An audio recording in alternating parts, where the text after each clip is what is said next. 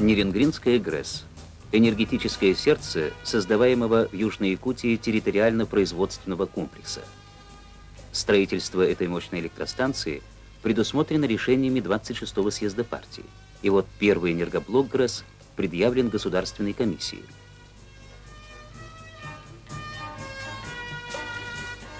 Труд многотысячного коллектива получил оценку «Отлично». Эти кадры сняты ровно 2 года назад. Тогда здесь, на вечной мерзлоте, в зоне 8-бальной сейсмичности, только начинали строить здание ГРЭС.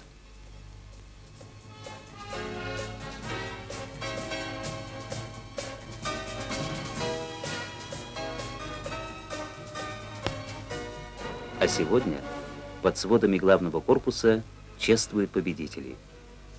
Успех обеспечила рабочая эстафета, надежное сотрудничество всех участников стройки, заводов-поставщиков из Ангарска и Новосибирска, Таганрога и Спасска-Дальнего. Эстафета продолжается. К концу года вступит в строй второй энергоблок.